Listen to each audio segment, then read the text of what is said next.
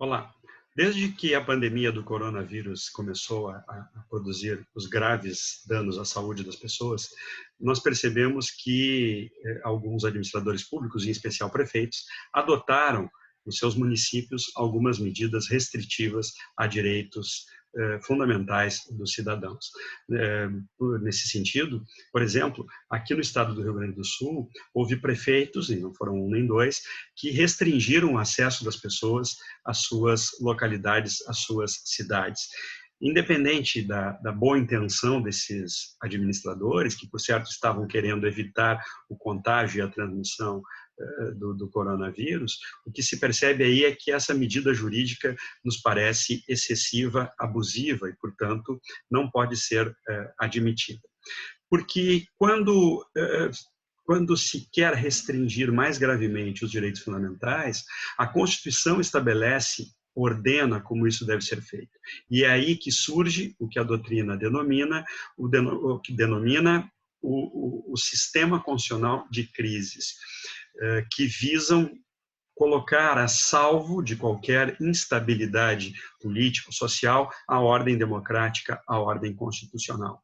Esse sistema de crises, conforme nós também chamamos no nosso livro Direito Constitucional, Organização do Estado Brasileiro, publicado pela editora Almedina, esse sistema de crises é formado por dois institutos, denominados de Estado de Defesa e Estado de Sítio.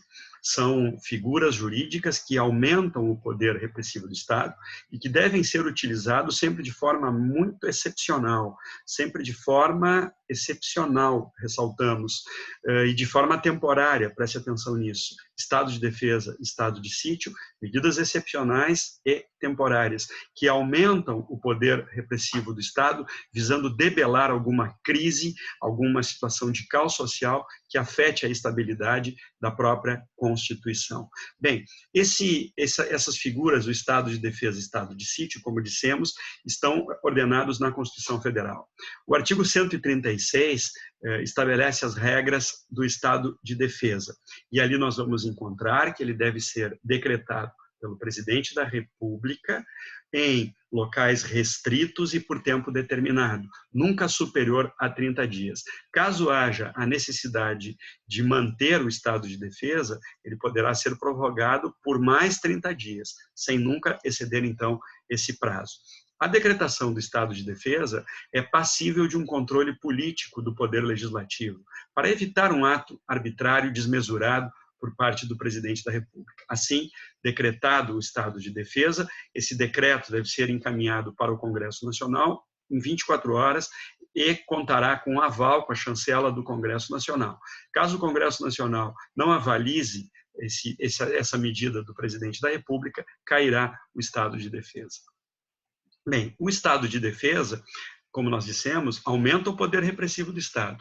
Nesse sentido, de modo exemplificativo, pode ocorrer a restrição de alguns direitos fundamentais, como, por exemplo, o direito de reunião, o sigilo de correspondência. Ainda, o sigilo de comunicação, se pode ver num sentido mais amplo, ainda permite a ocupação de bens e serviços públicos nos casos de calamidade pública. A outra figura que integra esse sistema constitucional de crises é o denominado estado de sítio. Bem, aí já é mais grave, aumentamos um grau nesse poder repressivo do Estado. Portanto, se a medida inicial é o estado de defesa, caso ela não seja suficiente para debelar a crise e o caos institucional, bem, o governo, o presidente da República, de um modo mais específico, pode lançar mão do estado de sítio, nos termos do artigo 137 da Constituição Federal.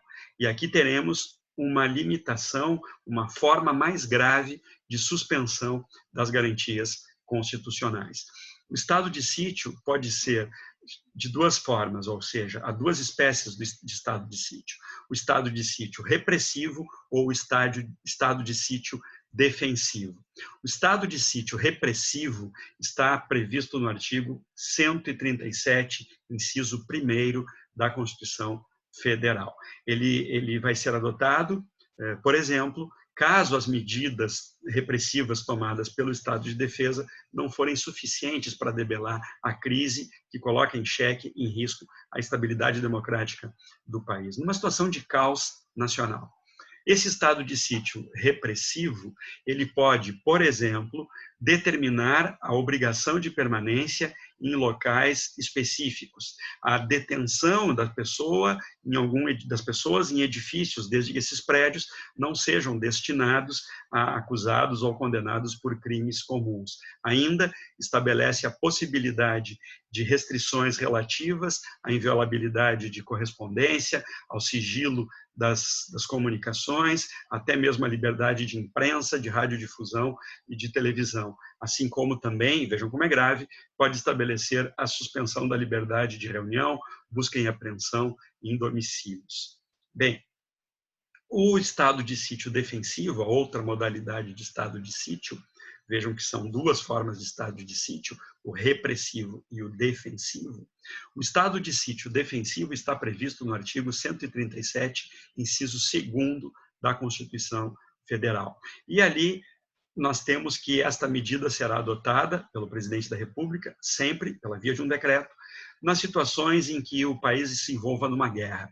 Não é? Nos casos em que há uma declaração de estado de guerra de um outro país ou uma resposta a uma agressão armada de outro país. Notem que o estado de sítio, independente da sua modalidade, independente da sua forma, para ser decretado, exige sempre prévia autorização da Câmara dos Deputados e do Senado Federal. E essa votação feita pela Câmara e pelo Senado deve contar sempre com maioria absoluta. Muito bem, eram essas observações que queríamos fazer. E, independente de todo o receio que tenhamos com os danos e os males que vamos sofrer com o coronavírus, é sempre importante mantermos a fé, a crença racional na nossa Constituição. Em momentos de crise, é quando mais precisamos estar ao lado da Constituição.